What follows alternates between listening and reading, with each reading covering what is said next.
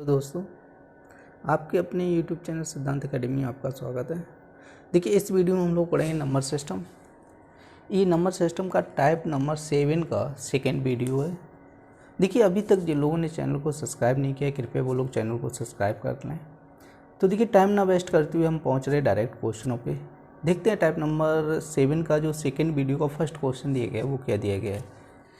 तो देखिए, first question यहाँ पे क्या कह रहा है, ये कह रहा है यदि ये संख्या दी गई इक्वल टू आपका x हो तो इस संख्या का मान निकालना है। तो आपका कह रहा है कि 547.527 बटे आपका 0.0082 कह रहा है इक्वल टू x। क्लियर है, यही दिए गए। हमसे क्या कह रहे हैं कि आपका 527 बटे 82 इसका मान निकालना है। तो देखिए, सबसे पहले ऊपर कितने अंकों पे लगा है, 3 अंकों पे।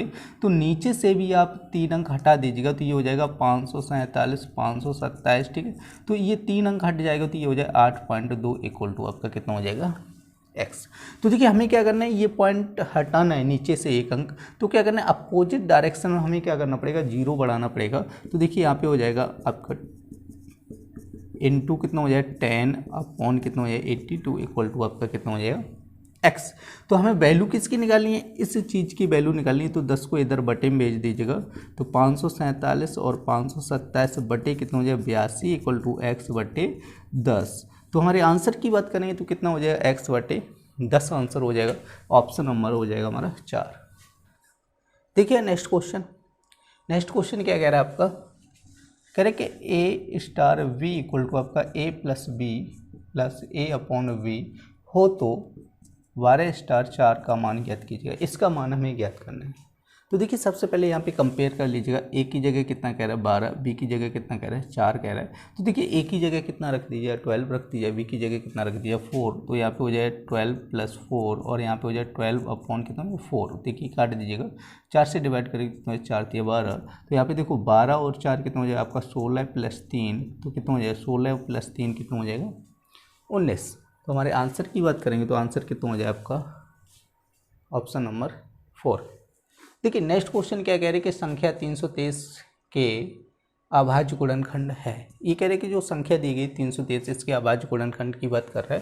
तो देखिए, यहाँ पे 323 की बात कर रहा है। तो देखिए, इकाई के अंक की बात करें तो इकाई का अंक कितना आ रहा है आपका 3 आ रहा है।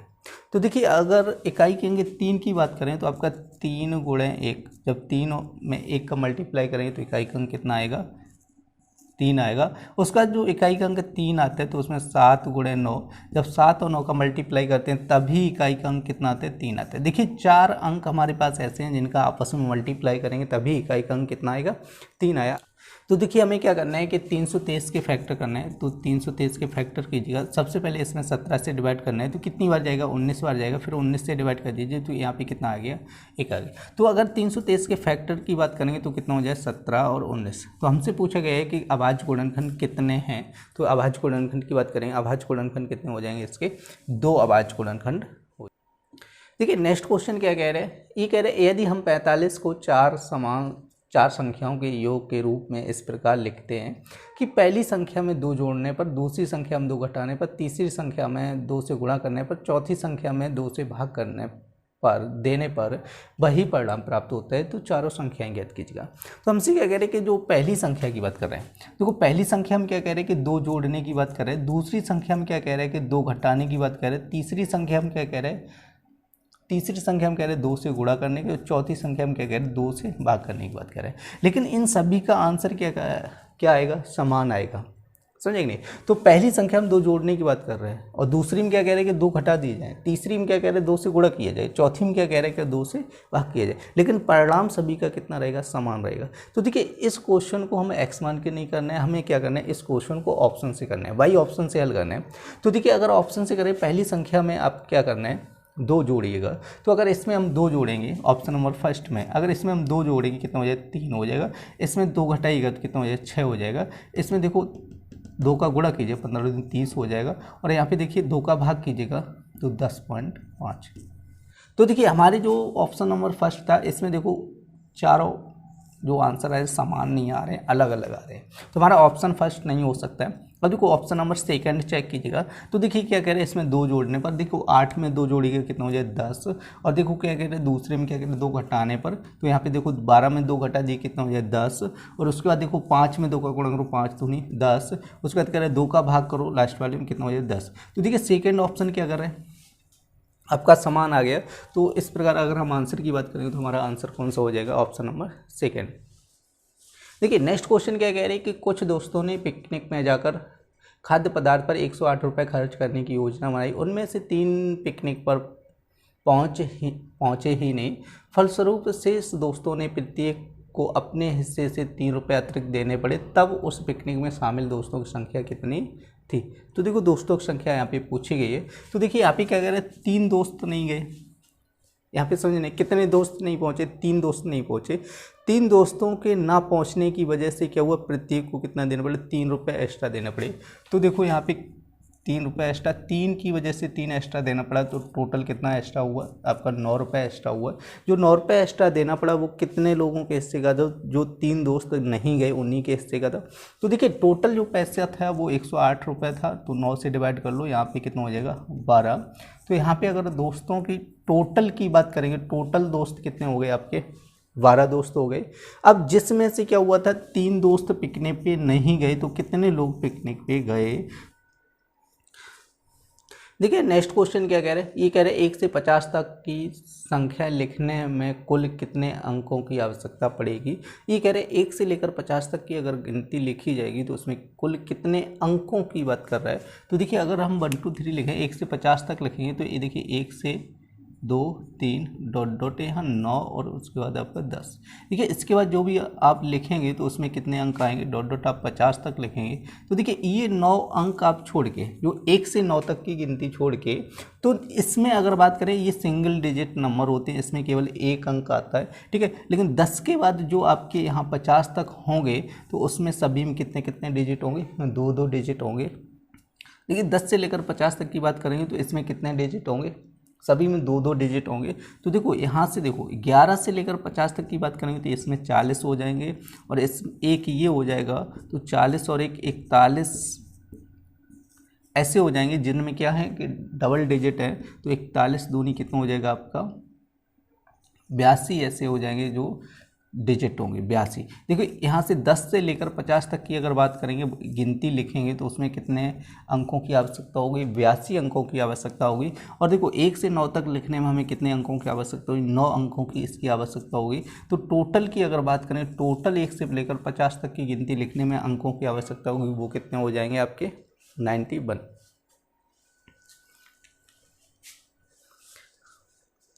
देखिए नेक्स्ट क्वेश्चन क्या कह रहे हैं कि कुछ लड़कों ने अकाल राहत फंड के लिए 400 रुपये एकत्रित किए। प्रत्येक लड़के ने 25 पैसे के उतने ही सिक्के दिए जितने कि कुल लड़के थे। लड़कों की संख्या ज्ञात कीजिएगा।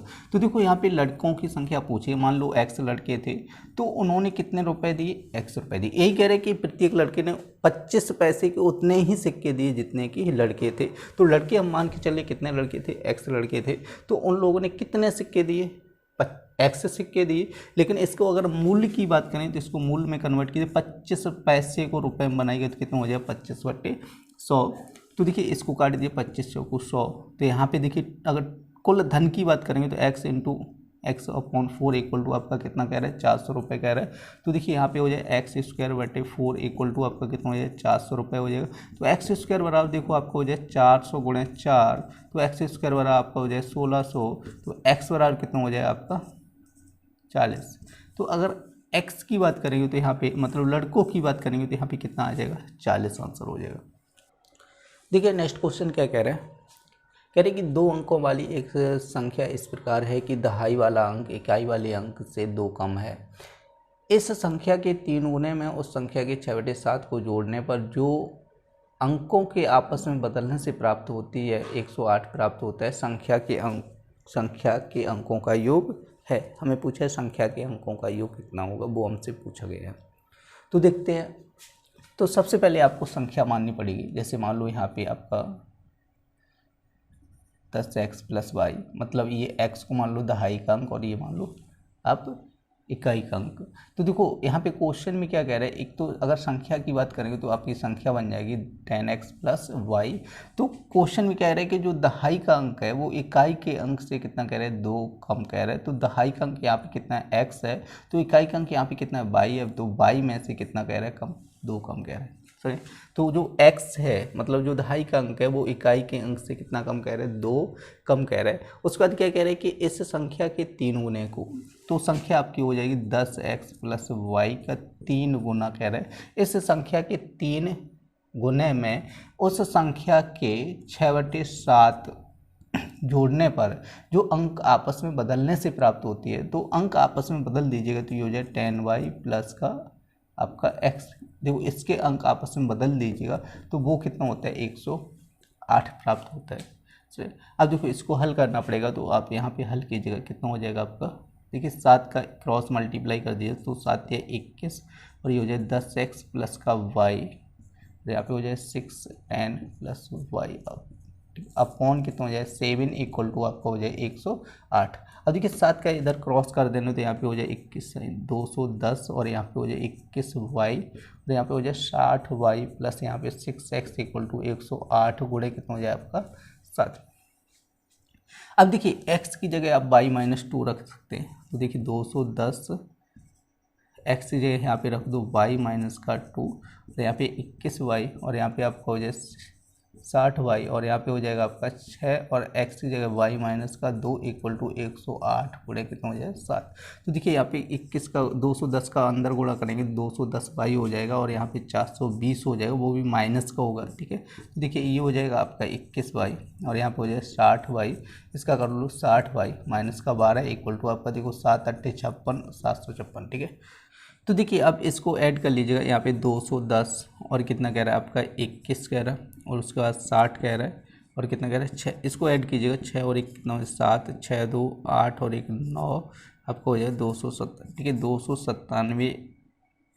ठीक है वाई और देखो इसको ऐड कीजिएगा आपका माइनस और ये माइनस का हो जाएगा आपका 2 और यहाँ पे हो जाएगा 432 इक्वल टू आपका 756। क्लियर। तो देखो 432 उधर पहुँचेगा तो देखिए 297 इक्वल टू आपका हो जाए 756 प्लस 432। तो देखिए इसको ऐड कर लीजिएगा, जोड़िएगा कितना हो जाएगा आपका, तो देखिए यहाँ पे गलत हो गया 297। क्लियर। तो देखिए इसको ऐड कर लीजिएगा कितना हो जाएगा आपका, यहाँ पे जोड़िएगा देखो 297 बाई इक्वल टू आपका हो जाएगा देखो 6 2 कितना हो जाएगा 8 और देखो 5 और 3 कितना हो जाएगा 8 और 7 4 कितना हो जाएगा 11, तो ये हो जाएगा 1188। अब देखिए इससे अगर आप डिवाइड करेंगे तो ये कटेगा आपका 4 और तो y बराबर कितना हो जाएगा 4 हो जाएगा। अब देखो y का मान यहाँ पे रख दीजिएगा तो x बराबर कितना हो जाएगा आपका 4 माइनस का 2, तो x बराबर कितना हो जाएगा 2। तो हमसे पूछा अंकों का योग, तो देखिए आपका इकाई का अंक आपका कितना हो गया आपका 4 हो गया, दहाई का अंक कितना हो जाए 2, 4 प्लस 2 इन दोनों को जोड़ दीजिए तो अंकों का योग कितना आ जाएगा आपका 6 आ जाएगा। अगर आंसर की बात करेंगे तो कितना हो जाएगा 6 आंसर हो जाएगा। देखिए नेक्स्ट क्वेश्चन क्या कह रहे हैं कि 1000 से कम कितनी संख्याएं ऐसी हैं जो 10 और 13 दोनों के गुणज हैं। तो हमसे कह रहे हैं कि 10 और 13 दोनों के गुणज होने चाहिए, तो हमें क्या करना है इन दोनों का निकाल लेना है एलसीएम। तो अगर एलसीएम की बात करें तो इन दोनों का एलसीएम कितना आ जाएगा 130। तो आपको क्या करना है, आपका 1000 में जो आपका 1000 दिया है 1000 में 130 से डिवाइड कर दीजिए, 0 से 0 कट जाएगा। देखिए 13 से 1000 में आप 13 से 100 में डिवाइड कीजिएगा कितनी बार जाए 13 7 91, तो देखो पूरा भाग कितनी बार गया 7 बार गया। तो यहाँ पे ऐसी संख्या कितनी होंगी जो 13 और 10 दोनों से गुणज होंगी, वो कितनी हो जाएंगी 7। देखिए नेक्स्ट क्वेश्चन क्या कह रहे हैं कि किसी लड़के को एक संख्या में 12 से गुणा करने के लिए कहा गया, गलती से उसने उस संख्या को 21 से गुणा कर दिया, इस प्रकार उसका उत्तर सही उत्तर से 63 अधिक आया, जिस संख्या से गुणा करना था वह संख्या थी। तो देखिए क्या किया, एक स्टूडेंट को 12 से गुणा करने के लिए कहा गया लेकिन उसने गलती से क्या किया 21 से मल्टीप्लाई कर दिया। उसको बोला गया था 12 से गुणा कीजिए लेकिन गलती से उसने क्या किया 21 से मल्टीप्लाई कर दिया। तो देखिए उसने संख्या को क्या किया बढ़ाया, तो देखो यहाँ पे देखो कितना बढ़ाया 9 बढ़ा दिया, क्योंकि पहले 12 से मल्टीप्लाई उसको करना था लेकिन उसने 21 से कर दिया तो संख्या को बढ़ा दिए। कितना संख्या को बढ़ाया 9 बढ़ाया, 9 बढ़ाने की वजह से उसका उत्तर कितना अधिक आया 63 अधिक आया। तो 9 इक्वल टू हम लिख सकते हैं 63। तो देखिए 9 से डिवाइड कीजिए 9 7 63, तो एक बराबर कितना हो जाएगा 7 हो जाएगा। तो हमारा आंसर आ गया, वह संख्या कितनी होगी आपकी 7 होगी। देखिए नेक्स्ट क्वेश्चन क्या कह रहे हैं, 200 और 400 के बीच पड़ने वाले उन सभी पूर्णांकों जिनका आरंभिक अंक 3 हो अथवा अंतिम अंक 3 हो अथवा आरंभिक और अंतिम दोनों अंक 3 हो की कुल संख्या होगी। तो ये कह रहे 200 से 400 के बीच में हमें ऐसी संख्या ज्ञात करनी है। तो देखिए 3 अंकों की बात कर रहे हैं यहाँ पे, तो क्या कह रहा है आरंभिक, ठीक है, आरंभिक मतलब स्टार्टिंग वाला 3 होना चाहिए, या अंतिम अंक मतलब लास्ट वाला 3 होना चाहिए, या आरंभिक और अंतिम दोनों क्या होने चाहिए, 3 अंक होने चाहिए। ऐसी संख्याओं की बात कर रहा है जिनकी स्टार्टिंग में 3 होना चाहिए या लास्ट में 3 होना चाहिए, या स्टार्टिंग और लास्ट दोनों में 3 होना चाहिए। ऐसी कितनी संख्याएं होंगी, इसकी बात कर रहे हैं। तो देखिए सबसे पहले आप कर लेना है यहाँ पे 200 से लेकर 299 के बीच में निकाल लें। उसके बाद आप बात करेंगे 300 से लेकर 399 के बीच के, ठीक है। तो 400 की बात नहीं करेंगे, 400 में आपका 3 नहीं आ रहा है। तो देखिए इसकी अगर हम बात करेंगे तो 300 से लेकर 399 के बीच की अगर बात करेंगे तो यहाँ पे टोटल आपकी कितनी हो जाएंगी, देखिए 9 × 10 का लेना, तो देखिए यहाँ पे कितनी हो जाएगी, 10 लाइनें आपकी हो जाएंगी, और प्रत्येक लाइन में कितने ऐसे होंगे जिसमें 3 होंगे, 9 अंक ऐसे होंगे, तो 9 × 2 90 हो जाएंगे। तो इसमें देखो 90 हो जाएंगे। तो देखिए इसमें अगर 200 से 299 के बीच में बात करेंगे तो यहाँ पे आपके क्या होते हैं, 20 अंक होते हैं। इसी तरह रखने कितने अंक हो जाएंगे, 20 अंक ऐसे हो जाएंगे जो 3 आएंगे। तो देखो 90 और 20 कितने हो जाएंगे आपके, 110 हो जाएंगे। क्लियर है। तो देखिए यहाँ पे थोड़ा हम समझ लें कैसे होता है। अगर हम 3 की बात करेंगे तो यहाँ पे देखो पहले मतलब 1 से 100 तक की बात में समझ लीजिएगा। 1 से 100 तक की अगर हम बात करें तो देखो 3 होता है, उसका 13 हो जाएगा, ठीक है। उसके बाद आपका 23 हो जाएगा, उसका 33 हो जाता है, ठीक है। उसके बाद आपका 43 हो जाता है, 53 हो जाएगा, 63 हो जाएगा, 73 हो जाएगा, 83 हो जाएगा, 93 हो जाएगा। तो अगर इस तरह से हम काउंट करें 1 2 3 4 5 6 7 8 9 10, तो देखिए 10 लाइनें ऐसी होंगी जिसमें क्या है आपके 3 के अंक हैं। उसके बाद देखो यहाँ पे जो 33 वाली लाइन है इसमें आपका हो जाएगा 32 हो जाएगा, 31 हो जाएगा। उसके बाद देखो आपका यहाँ पे हो जाएगा आपका 34 हो जाएगा, 35 हो जाएगा, 36 हो जाएगा, 37 38 और 39 40, लेकिन यहाँ से पहले एक 30 और आएगा, ठीक है। तो देखिए इसको अगर काउंट करें 1 2 3 4 5 6 7 8 9, तो देखो यहाँ पे ये 9 बन रहे हैं। तो देखिए इसी तरह आप अगर 300 से 399 के बीच बात करेंगे तो प्रत्येक लाइन में 9 ऐसे 3 होंगे। प्रत्येक लाइन में कितनी बार 9 वो 3 आएगा, 9 बार आएगा। और ऐसी कितनी लाइनें होगी आपकी, 10 लाइनें होगी, ठीक है। तो 9 × 10 कर लेना, टोटल कितने हो जाएंगे, 90 हो जाएंगे। क्लियर हुआ। अब देखो इसी तरह यहाँ से 200 और यहाँ पे इसकी बात करेंगे 200 और 299 के बीच में, तो देखिए ये तो आपके कितने हो गए 9 और एक ये कितना हो जाएगा आपका 10। टोटल मिला के देखिए इस लाइन में कितने हो जाएंगे आपके 10, और इस लाइन में भी कितने हो जाएंगे 10, और 10 कितने हो जाएंगे, टोटल 20 अंक हो जाएंगे। क्लियर है। तो इस हिसाब से अगर हम आंसर की बात करेंगे तो आंसर कितना हो जाएगा हमारा 110 हो जाएगा। देखिए नेक्स्ट क्वेश्चन क्या कह रहे हैं कि वो संख्याओं कह रहे हैं 2 4 6 8 10 196 128 200 को परस्पर गुणा किया जाता है। गुणनफल के दाएं अंत में शून्य योग संख्या पूछी गई है। तो देखिए सबसे पहले यहाँ पे 2 4 6 8 10 की बात कर रहे हैं, 200 तक की बात कर रहे हैं। तो यहाँ पे संख्या निकालें, n का मान निकालेंगे कि 2 से लेकर 200 के बीच में जो n होंगी वो मतलब जो हम संख्याएं होंगी वो कितनी हो जाएंगी। तो देखिए अगर 200 से 200 के बीच में n की बात करेंगे तो n कितनी हो जाएंगे आपकी 100 हो जाएंगी, 100 संख्या हो जाएंगी, ठीक है। अब देखो इसमें शून्यों की बात कर रहे हैं। जब शून्य देखिए हम मल्टीप्लाई करेंगे तो शून्य तभी बनेगा जब हम किसी संख्या में 5 का मल्टीप्लाई करेंगे, ठीक है, तभी शून्य बनेगा। अदरवाइज किसी भी अंक का गुणा कीजिएगा तो शून्य नहीं बनेगा। तो 5 का जब हम किसी संख्या में गुणा करें तभी क्या बनेगा आपका शून्य बनेगा। तो यहाँ से क्या करना है आपको 5 से डिवाइड कर दीजिएगा, तो 5 दूनी 10 20, तो देखो यहाँ पे 20 आया। अब देखो 20 में फिर चला जाएगा 5 से डिवाइड, तो डिवाइड कर दिए 5 चौको 20, तो देखिए 20 ये 20 और ये 4 20 और 4 कितना हो जाएगा आपका 24 हो जाएगा। तो यहाँ पे टोटल अगर शून्यों की बात करेंगे तो वो शून्य कितने हो जाएंगे आपके 24 हो जाएंगे।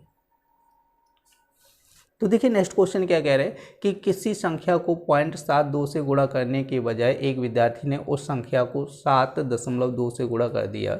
यदि इससे उसका उत्तर सही उत्तर से 2592 अधिक आया हो तो आरंभिक संख्या क्या थी। तो देखिए एक विद्यार्थी को क्या बोला गया 7.2 से गुणा करना है, वो सॉरी 7.72 से गुणा करने के लिए कहा गया, लेकिन उसने क्या किया 7.2 से मल्टीप्लाई कर दिया। से उसको बोला गया कि 0.72 से गुणा कीजिएगा, लेकिन उसने क्या किया कि 7.2 से गुणा कर दिया।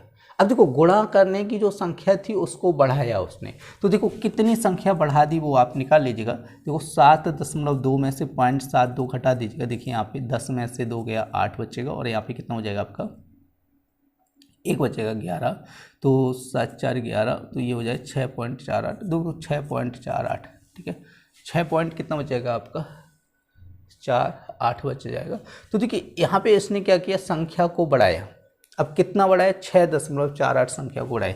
जब इसने इस संख्या को इतना बढ़ा दिया तो उसका उत्तर कितना अधिक आया 2592 अधिक आया। तो देखिए ये पॉइंट हटाएंगे तो उधर क्या करना पड़ेगा 0 बढ़ाना, 648 इक्वल टू आपको हो जाए 2592 गुणा कितना हो जाएगा 100, क्योंकि पॉइंट हटाएंगे तो 2 0 आएंगे, क्योंकि 2 अंक बाद क्या लगा है दशमलव लगा। तो देखिए अगर इसका हम डिवाइड करेंगे तो ये कितनी बार जाएगा लगभग 4 बार जाएगा, तो यहाँ पे 100 गुणा 4 कितना हो जाएगा आपका 400।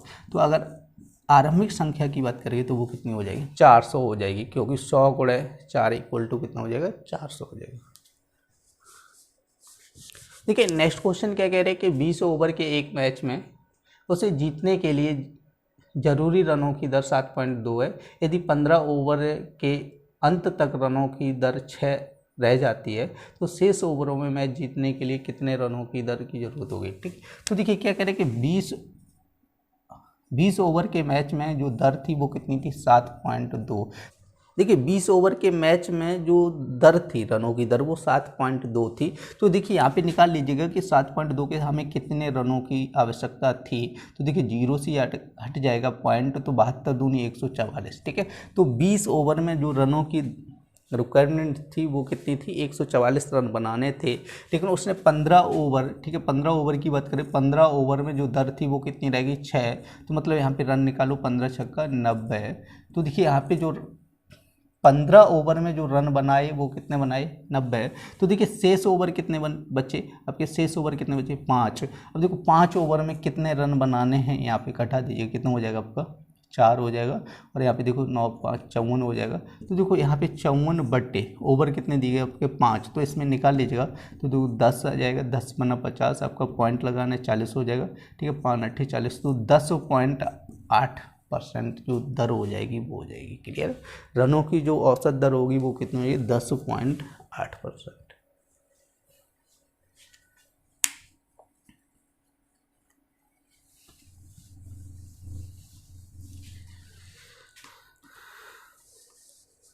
देखिए नेक्स्ट क्वेश्चन क्या कह रहे हैं कि प्रातः 9 बजे से लेकर 2 बजे तक तापमान 21 डिग्री से 36 डिग्री तक एक समान दर से वृद्धि हुई है। तदनुसार ठीक दोपहर को तापमान कितना था। तो देखिए क्या कह रहे हैं कि 9 बजे से लेकर 2 बजे तक की बात कर रहा है।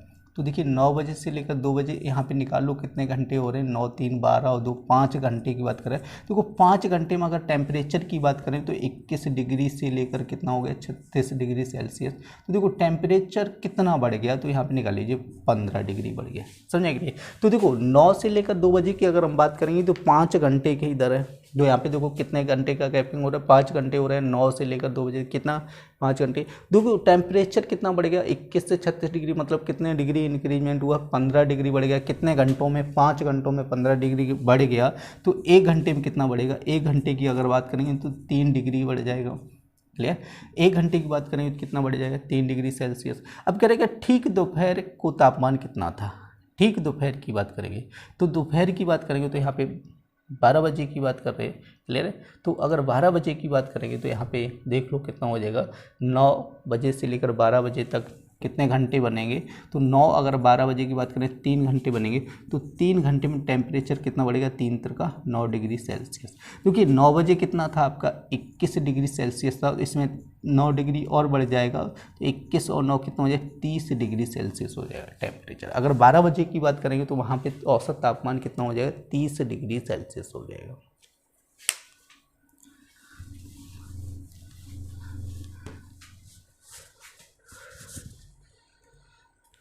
देखिए नेक्स्ट क्वेश्चन क्या कह रहे हैं कि राम ने अपनी मृत्यु के पश्चात अपनी संपत्ति का 1/3 भाग अपनी विधवा पत्नी के नाम छोड़ा और शेष संपत्ति का 3/5 भाग अपनी पुत्री के नाम छोड़ा और शेष संपत्ति पुत्र को दे दी। यदि पुत्र को 6400 रुपये मिले हों तो राम की मूल संपत्ति कितनी थी। तो देखिए यहाँ पे कह रहे हैं कि 1/3 भाग और यहाँ पे कह रहे हैं 3/5 भाग। तो देखिए बट्टे की संख्या जो दी गई 3 और 5 इनका निकाल लो एलसीएम। तो एलसीएम की बात करेंगे टोटल कितना हो जाए 15। तो मान लीजिएगा उसकी टोटल संपत्ति कितनी है 15 है। क्लियर है। तो देखिए 15 का उसने 1/3 किसको दे दिया अपनी पत्नी को दे दिया, ठीक है, और उसके बाद पुत्री को दिया शेष का, और उसके बाद पुत्र 3 लोगों में उसने डिवाइड किया। तो देखो टोटल उसकी संपत्ति कितनी मान के चले 15 मान के चले। 15 का 1/3 किसको दिया पत्नी को दिया। 15 के 1/3 की जगह तो देखो 15 के 1/3 करेंगे तो 3 × 5 = 15, 5 भाग किसको दे दिया उसने अपनी पत्नी को दे दिया। अब कह रहे हैं कि शेष संपत्ति का 3/5 भाग। तो देखो टोटल कितनी थी 15 में 5 किसको दे दिया पत्नी को, तो बची कितनी 10। अब 10 का 3/5 भाग, तो यहाँ पे 5 दूनी 10 3 दूनी 6, तो 6 भाग उसने किसको दे दिया पुत्री को दे दिया। तो शेष कितनी बची। अब देखो उसके पास टोटल रिमेनिंग कितनी थी शेष कितनी थी 10। 10 में से 6 हिस्सा किसको दे दिया पुत्री को दे दिया, तो बचा कितना 4 वो किसको देगा अपने पुत्र को देगा। लेकिन क्वेश्चन में पुत्र को कितना दे रहा है 6400 रुपये दे रहा है, लेकिन यहाँ पे देखो रेशियो में कितना आ रहा है 4 आ रहा है। तो 4 = आप लिख सकते हैं 6400। तो देखिए 4 से डिवाइड कीजिएगा ये हो जाएगा 16, ठीक है, 1 बराबर कितना हो जाएगा 1600 रुपये हो जाएगा, 1600 रुपये हो जाएगा। हमसे क्या पूछा है राम की मूल संपत्ति कितनी थी। देखो मूल संपत्ति की बात करें तो राम की टोटल संपत्ति हम कितनी मान के चले थे 15। तो देखो यहाँ पे 15 का मल्टीप्लाई कर दीजिएगा 0 0 15 6 90 हो जाएगा। तो 15 1 15 और 9 कितना हो जाएगा 24। तो उसके मूल संपत्ति की बात करेंगे तो वो कितनी हो जाएगी 24,000 रुपये हो जाएगी।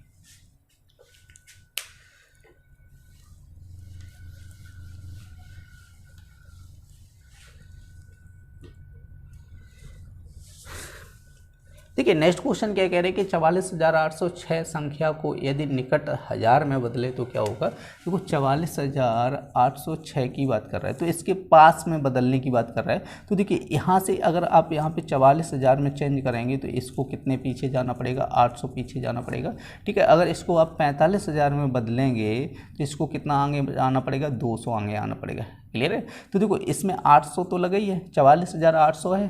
तो अगर इसको 45,000 में बदलें, क्या कह रहे हैं निकट हजार में बदलिएगा। तो अगर इसको आप 45,000 में बदलेंगे तो कितना आगे आना पड़ेगा 200 आगे आना पड़ेगा। कितना आगे आना पड़ेगा 200। अगर इसको आप 44,000 में बदलेंगे तो कितना पीछे जाना पड़ेगा 800। तो आप समझ लीजिए निकट हजार पास में कौन सा पड़ रहा है। तो पास में अगर पढ़ने की बात करेंगे तो वो कितना पड़ रहा है 45,000 पास में पड़ रहा है।